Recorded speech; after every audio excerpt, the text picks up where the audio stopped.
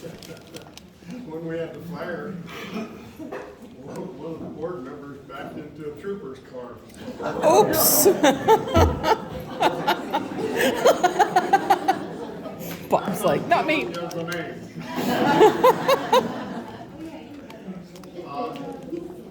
I appreciated what the troopers and the fire marshal and the FBI have done. We had recording cameras in the community center. They were heavily damaged. Some of them were turned around backwards, but I can tell you this much, not all of them. When you have 8 or 9 cameras, they miss a few. But what's happened, the hard drive has been compromised by the heat.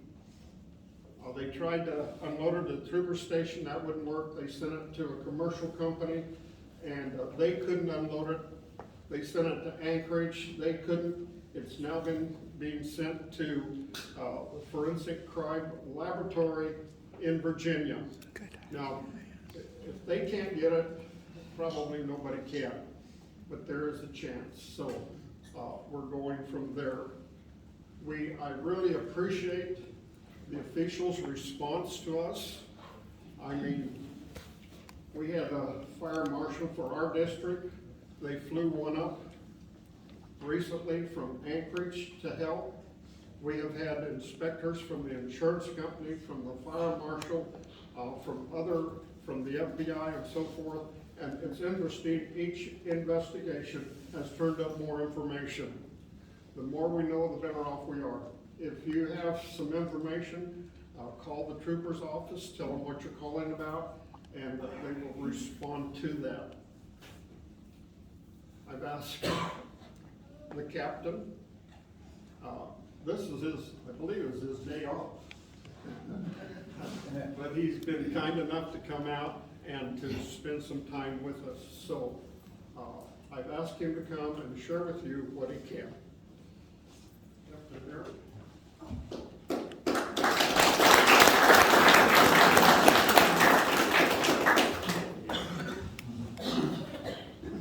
To be honest with you, I came here today to collect more information and transmit,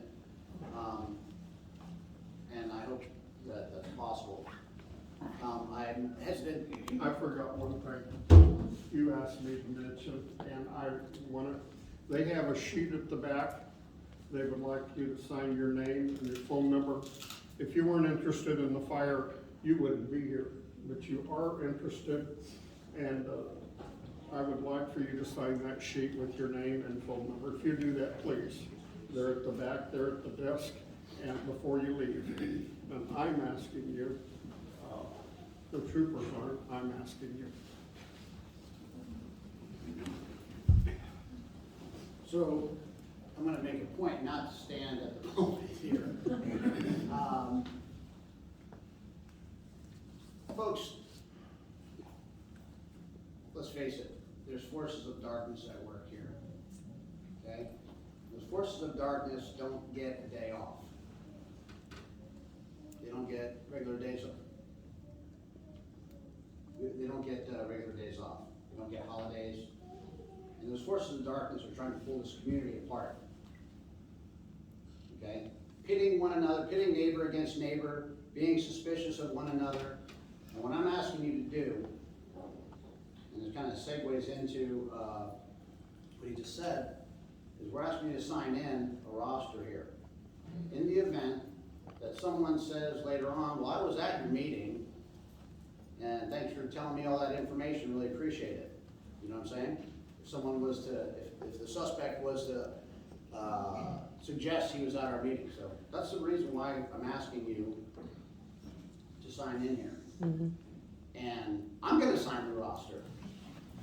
And I'm going to tell you this. I see a lot of familiar faces out there, friendly faces, people that I've learned over the last month, learned a lot about you and your families. Still some I haven't met yet. But ultimately it boils down to this. There's only one person in this world that I know for sure didn't like these fires, and that's me. Okay, I know. I'm suspicious.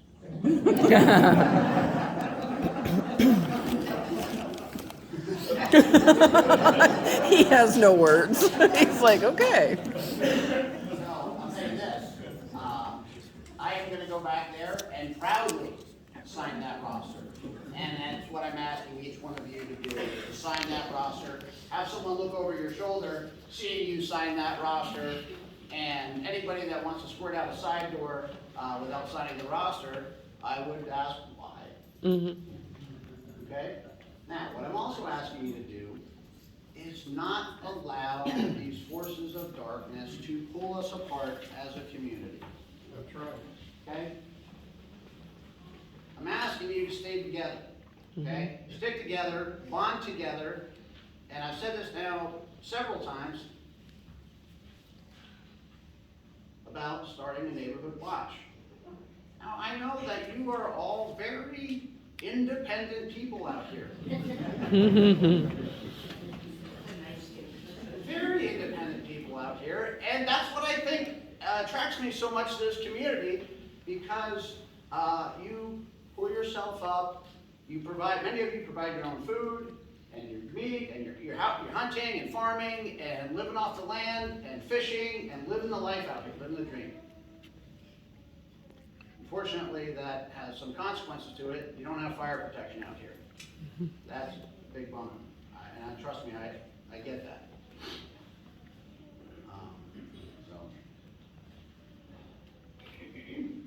Sorry, I get sidetracked there, but very independent people out here. And when I suggest getting together with a neighborhood watch, I don't know, it doesn't get any traction. What I'm asking you to do is let us do the investigation, and I need some community leaders out here to step up and put together a community watch. I'm not talking about a vigilante thing that goes around and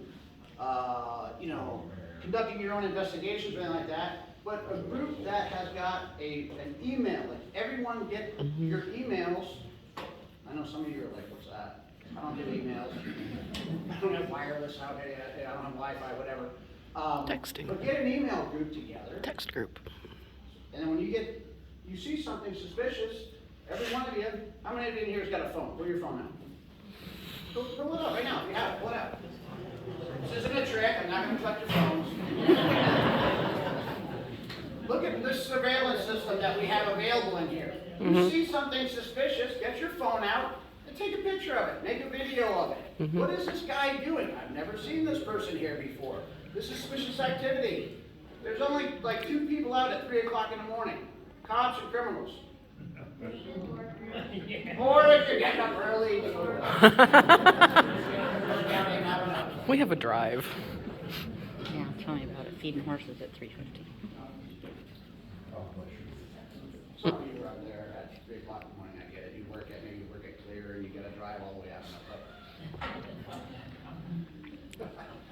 So, anyway, what I'm getting at is, you see something suspicious, folks, this is not just like an idea I just come up with just now. This works.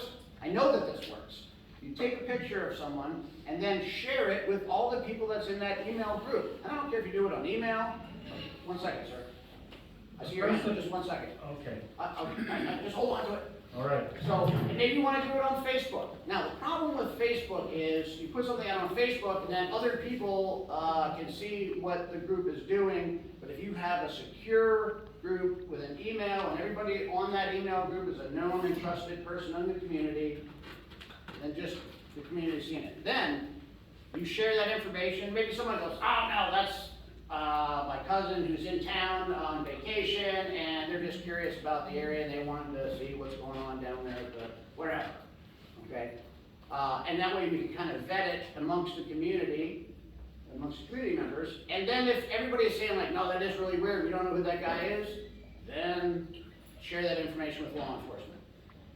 I will have a trooper monitor your email group, your neighborhood watch emails, if you wish. If you want us to do that, which I think is a good idea, I'm thinking Trooper Miller, because he's been out here, he's really been involved in the community out here, he'd be a perfect person to do this, and I'm sure he wouldn't have a problem with that. So that's an idea, a really good idea that I have, and I've seen it work before. I've seen him work in a location in Wasilla where we had a lot of, how can I say, there's a lot of people like basically drugged out on methamphetamine and heroin, and they were like pulled off on the side of the road and like camping in this area. It was like, what are you doing here? How's this happening? We follow this back upstream, and where are they coming from? Where were they all coming from? Big drug house, and took out, did a major operation there. And some folks woke up to a vengeful Bearcat knocking on their door with a ram and a SWAT team there. And that's how we fixed the problem. Yes, sir, I'm sorry, you had this. It's all right. I just want to tell people, yes, we need to watch the things that are suspicious, but be careful what you put out on social media. The picture of the person that appeared on Facebook last week was not the arson. It was a neighbor, and he has since received death threats. There has been published information on how to shoot him, where he's going to be at. So, yes, we have to be vigilant, but not every person you don't know is a criminal. Yeah, and that's what my warning was about the Facebook and social media. If you keep it in your email group and share it with law enforcement, we can take that information and work on it. And I really, what's your name, sir? I'm Elon Shipka. Thank you, and thank you for sharing that with us, because that is a very good point.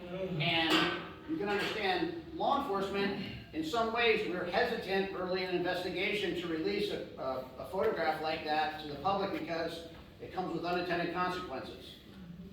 So every step that we take, we're being cautious that we're not stepping off of a cliff and messing something up for the future, or causing some hate and discontent for an innocent person that happened to be like a dog was barking and what's going on out here, and he comes out, someone drives by, takes a picture of him. So yes, I think that's, sir, that was a great comment that you had, and I really appreciate you sharing that. Okay. What else? Where are we going with this investigation? I hope that you are not offended by me not telling you every little bit of the investigation, because it would, in order to preserve the integrity of the investigation, there's certain things that law enforcement wants to keep only law enforcement knowing.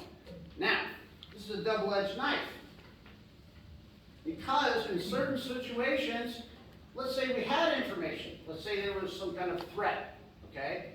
And if I sit on the information and don't share it, and then something does happen, I take full responsibility for not sharing that information and something happens to the public. Well, that's not, I can't stand it. If I do share the information and blow it out to everybody, then everybody knows the information, and it's not just the cops and the criminal, the arsonist that knows this information. You understand what I'm saying? So it's catch-22. Know this. If I become aware of something that is, I believe that places someone, that I have information that places specific people in grave risk or danger of death or serious physical injury, I'm going to have to share it with you. Okay? I will. But also understand this. In order to preserve the integrity of the investigation, in our strategic partnership with federal agencies and the State Fire Marshal's office, I will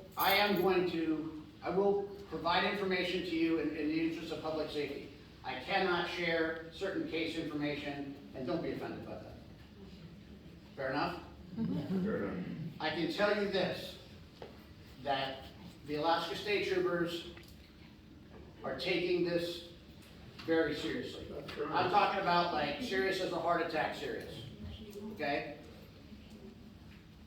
This is not being like blown off or overlooked or like, oh, well, we'll get around to it. I'll say this, whoever, the person or persons responsible for this are gonna make a mistake. They already did. They made mistakes, I'll tell you that. And we're taking this seriously, and I will tell you this, who's ever responsible for this, they should not be sleeping soundly at night. They should not be sleeping soundly at night. The Alaska State Troopers, State Fire Marshals, our federal partners are working on this, and I can tell you that there is There hasn't been a single time when someone says, hey, I got an idea. What do you say when you play this resource in the interest of solving this investigation? Where I've gone, no, I don't want to do that. I'm like, hey, great idea. Let's put as much horsepower in this as we can. Folks, Ted Kaczynski got caught. Okay? There will be no rest in my ass until this case comes to fruition. That's my commitment to you.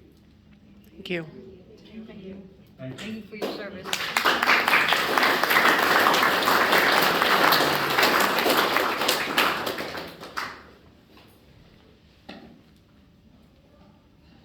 I was planning on just transmitting, but I can also receive, if people want to make statements or whatever, I'm happy to take that information. I also want to stress to you that if you have information regarding this investigation, okay, specific information that assists law enforcement in this investigation, get out a pen right now and write down 451-5100, okay?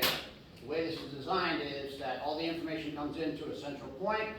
That central point and troopers are going to go ahead and take those leads, investigate those leads, document them, take that report, and it's actually a supplemental report, and that's going to be attached to the main report, so that we're not missing anything. Good to go? Okay, that's what I asked you to do. If you have, you got information on this, 451-5100, put it in your phone. It's the trooper non-emergency number, and dispatchers will. That's usually me. So, anyway, that's what I've got for you right now. And, yes, sir. There's been a number of inquiries from about 4 or 5 different people have asked me if they could put money forward to form a reward for the information leading to, and I said, well, let's first let the troopers do their job, let the FBI do their job. Is there a need for that at this point? Like I said earlier, I don't turn down any good idea.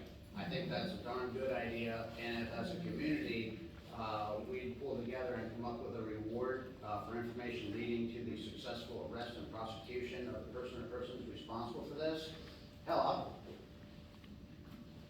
I got $100 I'll put into it right now. Wow, thank you.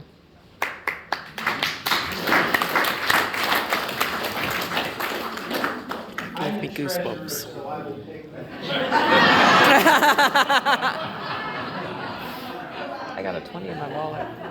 Mine's in the car. I got a 20 in my wallet.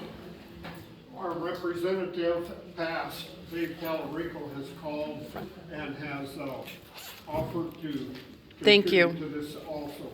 So there's money coming from him, money coming from the troopers. So if you want to contribute to this, you know something? There's no honor among thieves. And money will loosen somebody's mouth. So if you want to contribute to this, See me. please welcome With the bob. that.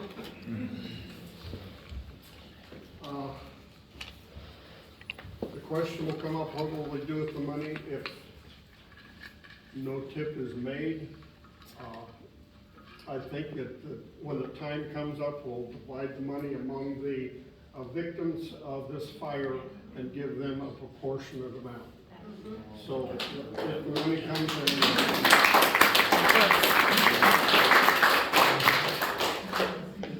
it doesn't go to the community center. Now, I can't answer many questions, but Wayne, pardon? Sharon and I have been out here for many, many decades, like my neighbors. I'm real hard of hearing somebody. Sharon and I will commit to $1,000. Okay, Ron Richards. Wow. Have you talked to Bob? He's the treasurer for the community center. We'll open a special account for this, and you probably will be able to put it on Facebook. You know the amount, so we thank you for that. Don't you have a donation tree, etc.? We'll bring a box out. Mark, would you bring a box out, empty it of everything? There'll be a wooden box at the back, and when you leave, after you've signed in, you'll be welcome to drop your money in. Wayne, who do we make checks out to? Pardon? Who do we? Pleasant Valley Community Association, we can bank that, we have authority to do that, and it'll be put on their reward, designate reward. And then they'll know where to put it. If anybody wants to use a credit card or a debit card, see me afterwards, and I can give you the link to our account so that you can make the deposit straight there. I appreciate your calmness. I want to say to the victims, we're so sorry. It affects you, it affects me, it affects your family, it affects my family. It affects what you do and what you don't do, where you go and where you don't go. It affects your pocketbook. It affects your neighbor. So I appreciate you remembering one another. I appreciate your calmness. I was afraid there would be a much higher level of anxiety, but I appreciate your calmness. I really do. It could be dangerous.